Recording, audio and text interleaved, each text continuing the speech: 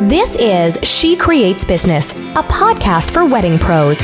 Your host, Kinsey Roberts, interviews incredible women in the wedding industry who are making their mark and creating success on their terms. Join the conversation. Hello there, my friends. Welcome to episode 182 of She Creates Business, a podcast for wedding pros. This is your host, as always, Kinsey Roberts. Thank you for being here today. Really appreciate you. Hope you're doing well. It is the first couple of weeks of January 2021 as I record this. So how are you doing on your New Year's goals? Have you set your goals yet? How does it feel to be in the first 2 weeks of the month? Let me know how you're feeling over on Instagram. I am at She Creates Business. You know what is funny? I have not written my goals down yet. I don't know why I just said that was funny. It's not a joke. I haven't written my goals down yet. I've definitely started to think about them. I've started to think about what I really want out of this year, but I haven't solidified them yet. I'm really hoping that I can do that either today or tomorrow as I record this so that we can talk about them on episode 183. I'm going to try super hard to get everything fleshed out on paper because I want to talk about my goals, to encourage you to talk about your goals, to make some, to write them down. Mine are going to be pretty different this year than they were last year. A lot of my goals last year were based on growth in business, growth in revenue, and those things are still really important to me. But after we went through 2020 and just things that have kind of been bubbling on my heart, it has really changed a lot for me. Not a lot, not like, oh my gosh, crazy things are happening, but a lot has changed in one way or another. And one of those things is what we're going to talk about today. So I'm looking forward to putting my pen to paper and really fleshing out who I want to be this year and what I want to see in business, in my personal life, in my professional life. And I hope you are too. Like I said, come over to Instagram and find me at She Creates Business and we'll talk about it. I would love that. Okay, so the title of this episode is the New Biz series, introducing Open Heart Paperie. If you have been around the podcast for a while, well, quickly, if this is your first episode, welcome. You are welcome here and you're in the right place. If you're a women entrepreneur in the wedding industry or someone who works in the wedding industry and you want to learn tactics for sales, growth, marketing. But if you've been around for quite a while or quite some time, you know that for the last 6 months or so, I have been teasing a new business I've been working on, a new project I've been working on, and I'm ready to introduce it to you because I want to take you on the journey. You know, a lot of times when we listen to podcasts or we read blogs, the person podcasting and blogging they've kind of reached this quote pinnacle. Maybe, they're still growing and they're still doing cool and new things, but maybe they don't have their original business anymore. Maybe they're not even growing new businesses anymore. They're just teaching business about business. You know what I'm saying? I know you know what I'm saying. I even listen to some people like that, and it's totally cool with me. Don't get me wrong. But a lot of people aren't teaching strategy from actually growing a business. They are just teaching people digital marketing strategies for business. It's really meta and weird. And I don't want to be one of those people. I'm not saying that it's wrong. I'm just saying that that's not for me. And so I thought to myself, I want to take my listeners on this journey. So I want to tell you about Open Heart Paperie. You can find it on Instagram at Open Heart Paperie. I have not posted there yet. I just have the description. I would love for you to start following, and you can literally see the journey from ground zero. And every couple of weeks, maybe once a month, maybe twice a month, I'm going to do this New Biz series where I share with you what's happening in Open Heart Paperie's world, how it's growing, what I'm doing to grow it, what my marketing strategies are, definitely what my failures are, because that's 1000% going to happen. Happens to me all the time. So I want you to be on the inside. I'm not going to hide anything from you. I'm not going to tell you to market your business in one way on this podcast and not be someone who isn't growing other companies or other businesses. So come on over to Instagram, follow me at Open Heart Paperie. We have one follower, and guess who it is? It's me. It's She Creates Business. So literally, you're going to see everything from the ground up. Would love for you to get on the launch list for when the shop opens.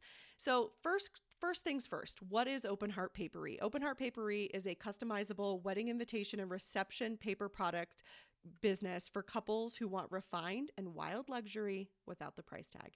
That is a little caption that I made up. I don't know how I came up with that. Shout out to Jillian from Tailored Media. She is the person who did my bios, and I really need to go hire her again to help me copyright some other stuff. But I'm the worst writer. But I came up with that, and I'm pretty proud of it. So we're going to stick with it because I am all about minimum viable product. So Open Heart Paperie is a customizable wedding and event stationery company. It is a digital product company. I do not sell physical products as of today, nor do I ship anything as of today. These are all digital products. They will be delivered digitally to the end user through a specific system. And I am using Squarespace as my website provider, as my e-commerce shop for this business. And I'm using two things. I'm using Squarespace because it's very easy for me to design Squarespace, and I'm using Shopify Lite for the actual product. So I'm going to integrate Shopify Lite into Squarespace in sort of a hack roundabout way because they don't directly talk to each other because they are kind of the same thing. But anyway, I'm getting a little bit ahead of myself. In this very first episode, I just wanted to tell you what Open Heart Paperie is. This is what I've been working on, and invite you on the journey to see me grow this business or not. I have good feelings about it, obviously, but I want you to see the good, the bad, and the ugly. Before I get too far ahead of myself, the next thing I want to tell you is if you are someone who has thought about starting another business in the industry and just haven't had an idea that you feel passionate about pursuing, or you don't know if it's going to work or not, I thought it would be helpful to share with you how I came up with Open Heart Paperie and how I conceptualized this business in hopes to help you conceptualize your own additional business if that's where you're at in your journey to opening another one, in addition to whatever you do now. Full disclosure, nothing has happened to Vista View Events. Vista View Events is still alive and well. I still work at Vista View Events. I still own Vista View Events. That's my wedding venue in Colorado. Open Heart Paperie is a new second business. I sort of called it a sister company to Vista View Events when I was announcing it and being a little coy and not telling people what it was. It is and it isn't. So what it has turned out to be is that Vista View Events has been kind of the bank for Open Heart Paperie. It has supported it financially. That's how I started Open Heart Paperie, was through financial support from my wedding venue. And Open Heart Paperie, though, will pay back that initial investment to Vista View Events. And Vista View Events will then become a large traffic referrer to Open Heart Paperie, right? Because we have our own couples who book with our venue, but more importantly, and more importantly for revenue, is we have a ton of people who visit our website every month and every year who don't book with us. But this link to Open Heart Paperie will live in our main navigation on our website. And so therefore the desire for me from a marketing perspective is that one of the referrers to Open Heart Paperie, especially in the early days, will be Vista View Events and the traffic I get to Vista View Events that does or does not book to be a couple at Vista View Events. So anyway, let me back up a little bit. I told you that I would share with you how I conceptualized this business and how I knew it was a business that was viable and that could make money. So within Vista View Events, my wedding venue, we have our couples fill out what we call a wedding vendor questionnaire. And that is just a fancy way of saying, please list all of your vendors and their contact information on this document. We, as the venue, of course, we're the container for the wedding, so we think it's our job to make sure that all of the vendors feel comfortable working there. We reach out to all of their vendors, and now for the last couple of years, because we've incorporated wedding management into our wedding venue, our wedding managers take that information to build timelines, to contact vendors, et cetera, et cetera. So that being said, those are all just details of what that document is. It's sort of irrelevant to this point. But what I have done with that document is connected Google Sheets to it. And so whenever my couples fill out that document, that information is automatically populated onto Google Sheets. And when I did that 5 years ago when I started Vista View Events, it's not because I thought I'm going to start a new business and I'm going to glean the information from these spreadsheets. That's not why I did it. I did it because I really wanted to see at the time how many vendors are being booked over and over again. I thought that could be a great way to build relationships with those vendors. I thought it could be an easy way to figure out how we could add people to our vendor recommendation guide before we had a lot of weddings, before we were able to start working with a lot of vendors over and over again. Who were people finding? And I thought this would be a great way, if we see the same photographer, the same caterer, the same wedding planner, the same DJ referred over and over again or booked over and over again, those could be strategic partnerships down the road for Vista View Events. So that was the first impetus for creating the vendor recommendation guide, and more importantly, creating or attaching it to a spreadsheet where I could easily digest all of that data and all of those numbers, right? So it's a really important word in this conversation is the data, the information, the research and development. You can't just pull an idea out of the sky and think, I'm into this, so I'm going to do this. It's not really helpful to you, especially if you want your new business to result in revenue, especially if you want it to support in some sort of capacity yourself financially, a team financially. You want it to see success sooner rather than later. So using research and development, using data is an amazing way to figure out what your business is. So that was the first that was the reason I started that, collecting that information in a spreadsheet, other than what we actually used it for, collecting the information in a spreadsheet for myself. I quickly realized it could be an interesting way to gain business ideas because I was seeing a lot of DIY happening. I was seeing a lot of, my cousin is my baker because she's amazing, which has worked out well for us. That's totally fine. Not that I wanted to be a baker, but I was like, oh, it's really interesting what, the connections that our couples have. My cousin's an officiant, my cousin's a baker, she does this, or he does that. So it's interesting to see what people are kind of doing as side hustles, and curiosity for me is one of my main strengths. But what I began to see a lot was that people were DIYing their wedding invitations. That is the most common thread that I started to see between all of the hundreds of weddings that we've done. That was the most common thread that I saw.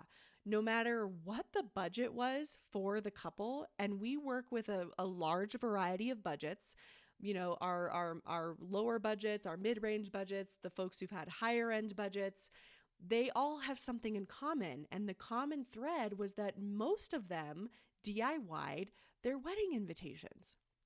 Or they ordered, simple welcome signs and simple welcome, like escort boards and things like that. Or they DIY'd them from places like Etsy. And I thought to myself, this is really interesting. And I instantly got the itch, like, this could be the thing.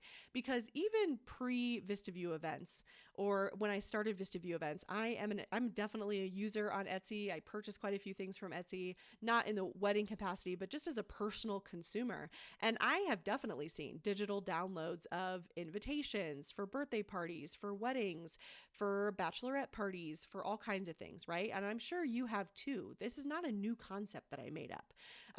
Places like Minted and Wedding Paper Divas and Shine sort of took it to the next level where you can customize to an extent your wedding invitations and envelopes, etc., and they'll print them for you, right? That's a little bit of a more expensive product because they are printing physical goods and shipping them to you and customizing addresses if you choose to do so. But that's how I got the idea for the business. I knew right when we started Vista View Events, I'd already been in digital marketing since 2009, 2010. So I remember telling Katie, my business partner in Vista View Events, that someday I do want to do something in digital products. And it was a little bit hard to articulate it, especially at the time, because Katie and I think very differently. She didn't have any experience in digital product or online marketing. And so it was a little bit hard for her to digest the idea, not because she didn't believe that we could do something additional, but you guys, we were starting a brand new business. Like the venue wasn't even done yet. And I was already talking about an additional stream of revenue. That's the 8 in me. And that's like the part of my personality that I definitely need to turn down so that I can communicate well, right? And that I can focus on what we're doing, like make the main thing, and then move on. So I did wait for obviously 4 years before I really seriously considered starting this business. And once I started considering it, and once we knew that Vista View Events would bankroll the idea, we have just been full speed ahead. So that's how I came up with the idea. I knew when I started Vista View Events that I wanted to do something extra, but I didn't know exactly what that would look like. And once I started seeing this information, right, this data come through on these vendor questionnaires, it was easy for me to put 2 and 2 together and say, this is something that exists. We already have couples who are DIYing their invitations. They are certainly not the only couple in the world who is doing this. There are 2 million weddings a year in the United States alone, and we already have proof of concept from places like Etsy, from places like Minted, from places like Wedding Paper Divas, Shine Invitations, etc. And I took that ball and I ran with it. I presented it to Katie because, of course, I do have a business partner. And so I'm not at liberty to do just whatever I want with the finances in our business. And she agreed that Vista View Events would bankroll this new business. And here we are. So what steps have I taken up to this point? Like I said, I've been working on this full force for the last probably 6 months. Most of it has been in conceptualization. Most of it has been in product research, product design. I've hired 3, I'm getting a little bit fast forward. So I've been working on it for about 6 to 8 months, I would say. That's most, like I say, conceptualization, really figuring out and putting pen to paper. How does it all work? What is the funnel for ourselves and for our clients? How do they find us? What makes them buy from us versus someone else? Because again, this is not a new idea. I didn't just create this out of thin air. People are already doing this. We're going to do it differently and better. And how do they buy from us? And then what does it look like to customize for them, to digitally deliver products to them, and how can we provide the best customer service? So that has been what I've really been working on. And then, of course, most recently, I've been working on the website, getting all of the products loaded, getting all of the descriptions written, and working with the 3 graphic designers that I hired to create our products. So the way I did this was I found designs, design elements, design assets, fonts, and acquired the commercial license. A commercial license is simply a license that allows you to sell things.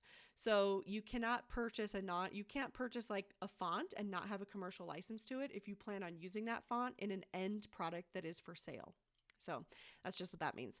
So I acquired a bunch of commercial licenses for design assets, hired 3 designers who have different skill sets, who are at different price points, who have different, they have different qualities. And that's been the best decision that I've ever made, because we have a huge variety of what we've ended up with is a huge variety of product that looks different, that feels different, that's going to attract different kinds of couples. And that was a huge goal of mine. I didn't want everything.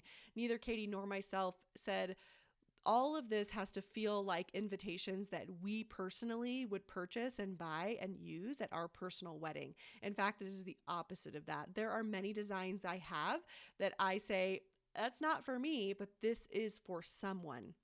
I did a lot of research on Pinterest, looking up what other couples were pinning, looking up what big wedding blogs were pinning, what the trends were in 2020 and 2021, and what is predictive of future trends, right? Because the fashion industry is already predicting, fall 2021. Some people are even getting into 2022. So I did a lot of research that way. That's been my last 6 to 8 months. My last 3 to 4 months has been tactically creating the website. And I've already made a huge mistake, and I want to share it with you. My big mistake is that I started out on the WordPress platform, which I don't work in. Both She Creates Business and Vista View Events are on the Squarespace platform, and they have been for the last 5 years. And I know WordPress. I know what the value of WordPress is. I can speak the lingo, but for some reason, WordPress is really hard for me to figure out. It's really challenging. I was lucky enough to be able to hire one of our local vendors. She's a photographer. Her name's Amanda. She's really well versed in WordPress, and she was kind enough to let me pay her to install a theme in our WordPress website that I had purchased already. And that was wonderful, but I still had to customize the whole theme. And I have been working on doing that for the last 2.5 months, 3 months. And a lot of times I ignore it. I kind of just let it go and I work on other things for Open Heart Paperie because I hate it so much and because I'm not good at it. It's taking me forever. But because I believe in minimum viable product at the beginning of a business, I'm not trying to go out and hire a $10,000 website designer. That's not the vision I have for Open Heart Paperie right now. But why did I choose WordPress? What was the thought process there? Well, someday I want to sell Open Heart Paperie, right? If you've never read the book Built to Sell or the book The E-Myth Revisited, I really encourage you to do so before you start a new business, because I don't want you to paint yourself into a corner and build a business that is not sellable, that you can't get some sort of financial return on eventually. That was a sidebar. It's not the point of this conversation. But one day I want to sell Open Heart Paperie. And I know that. At the beginning. And so what I know about WordPress is that it's open source. And what I know about selling businesses is that businesses value those types of assets, that they can just take over. It's immediately theirs. And so I thought right at the beginning, I have to be on WordPress. That's the only option. That's the only choice. So I got a personalized website host. I purchased WP Engine and have been paying for it for 6 months. I purchased a $300 template, which I have not used, right? Because I haven't customized it. Amanda's the only one who's done anything on it. Shout out Amanda. I started customizing a homepage. I paid for Elementor. I paid for upgrades and some WordPress plugins. Sorry, you might be able to hear my dog. And all of that money was a mistake because the last couple of weeks I've been talking to my friend Megan from Weddings for Real, and I'm just like, my mind is just exploding because I just tell her, I'm so frustrated with this. I cannot figure it out. It's frustrating for me because I feel like I'm technologically savvy, but this is not my thing. And I finally just beat myself in the face and said, you're an idiot, Kinsey. Why don't you, you're not selling this tomorrow. It's going to take 3 to 5 years, like any business, to build this into a system where it is sellable and attractive to buyers. So who cares if the first year you're on Squarespace or Shopify? Plenty of websites get sold off of Shopify too. So I quickly, once I had that realization, I instantly canceled all of my WordPress stuff. I deleted that site and I very quickly opened up the landing page on a Squarespace website. Now, is it as, quote, fancy as WordPress? No, it's not. It's very simple. You can see it at openheartpaperie.com, but it absolutely works. And it is building our email list for when we launch the business, for when we open up sales. And that is all I care about. It tells people what it is. And the only thing I care about is that we have an email list when I'm ready to launch. And so whether or not it's WordPress is irrelevant. All I care about is the experience. And I have enough experience with Squarespace to be dangerous, and more importantly, to be fast. And when it comes to launching, something I learned from a guy named Ryan Holmes, who's the founder of Hootsuite, is that you've got to launch fast so that you can get real-time feedback. It's part of having, and I think I've shared sort of this philosophy on the podcast before.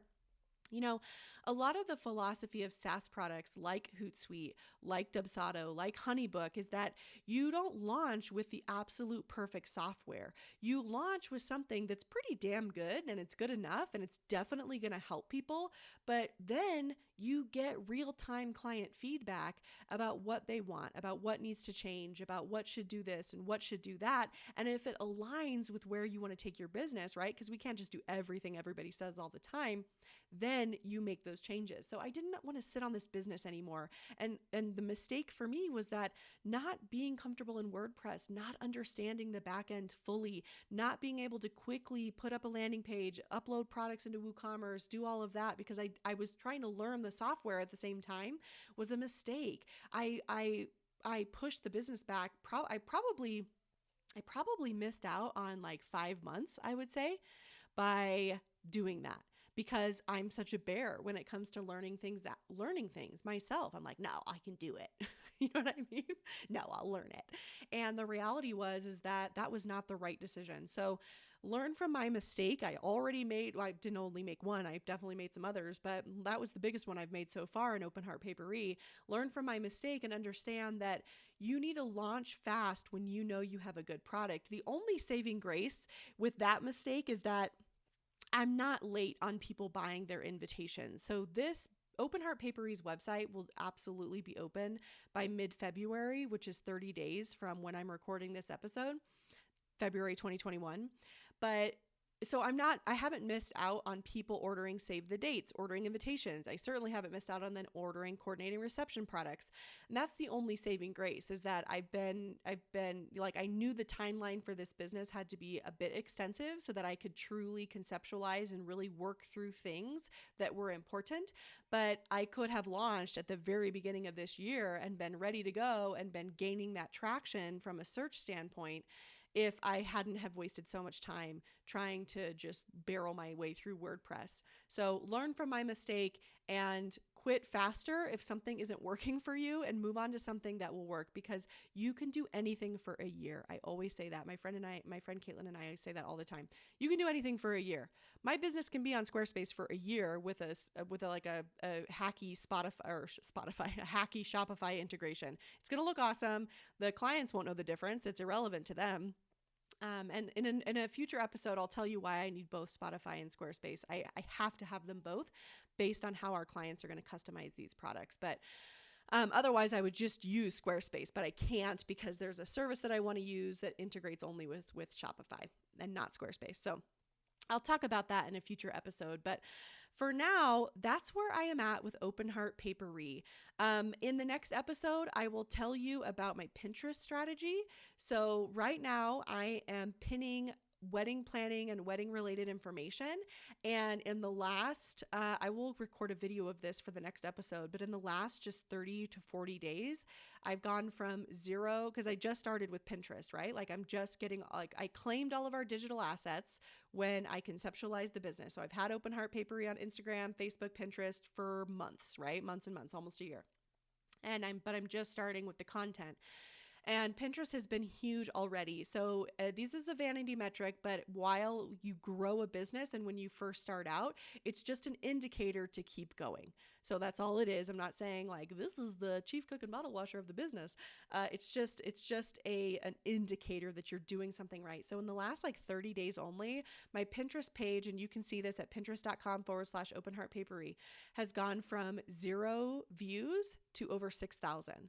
And that's because I have been strategically pinning wedding related content and introducing very slowly some of our designs at Open Heart Paperie.